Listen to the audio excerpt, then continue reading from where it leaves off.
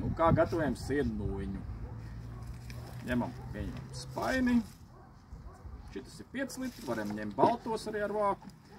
Un tas ir jābūt standarts sienas no ruļļa, piemēram, nevis no nezāļu lauciņa vai vēl kā tas ir. Stiebras zāļu sienas, smaržīgs, jā. Vienkārši ieliekam. Uz koku zariem mums būs pavisam citas vēl. Nu, veids sienu nūjiņām, tur jo augstāk atkal būs atkal citas. Tā kā gribam bagātīgāk, ņemam pēc sienu šos. Nu, sākumā, protams, iesākam gatavot prastāku no siena tikai, bet nu, tā mēs varam arī dažādu veidu. Lejam siltu ūdeni. Nu, parasti varam tīru lietas ūdeni, ja nav baktērijas, tur jau klāt. Šāds te jau iznāk arī dienas laikā jau, tagad, kad ir plus 30 grādiem. Tādu mēs varam arī, piemēram, nu, šādu daudzumu uz 10 litriem atšķaidīt un miglot pa siltumnīcā, tomātiem, piemēram, dārzā. Nu, lūk, šī tik daudz arī pietiek pieliet. Pie plus, nu, kā siltumnīcā noliekam, lai tieši šie saules stari nespīd virsū, piemēram. Ja gribam arī pavairot, varam šādi atstāt, vai ar klasiskā, ar melasi plus vito, piemēram. Tad mums ir dažādi varianti te, piemēram.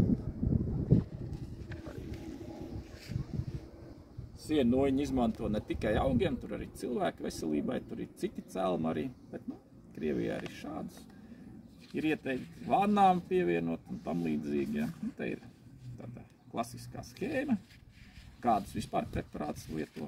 Nu, Latvijā bioefektam varam atrast šos aizvietotājus pa periodiem. Te, nu, tur pa dažādām sienu nūjiņas, jo cēlumi dažādi laboratorijā var būt dažādi, te pa Lietuvas, ja. Te tas, kas veidojās, kad mēs turam viņu, kā jāsaka, burkā pēc tam. Nu, te katru dienu ielaižam gaisu, un tad burkā mēs turam šādu.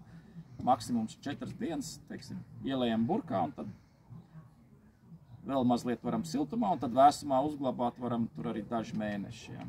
Nu, parasti klasiskā smarža, kamēr nav sabojājies.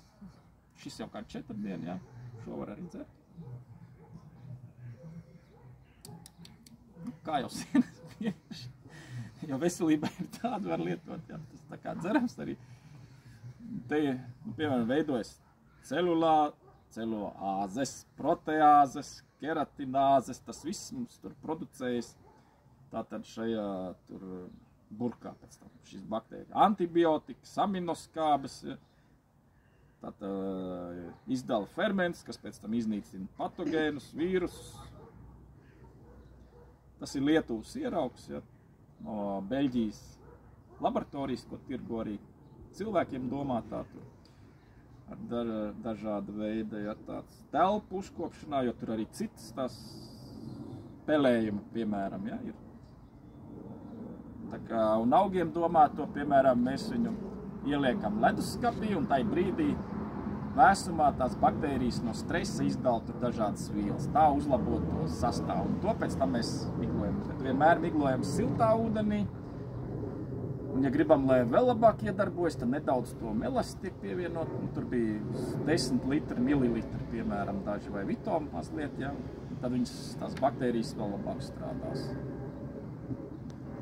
Jo parasti cilvēks paņem, piemēram, augstu urbumu ūdeni, ja, tas attiecās uz jebkuru, un tad viņas tur tā kā nestrādā, kamēr vispār ieskrienās, ja, kā jāsaka. Nu, labi, tagad ir silts, tad vēl tā, piemēram, uz augstas zemes vēl, ja, tad viņas tur uzvar spēcīgākais parasti, ja. Tad ir pa Lietuvas, jo. Te pa melas, piemēram, ja, kāpēc melas mēs to agroveikalos var nopirkt, ja.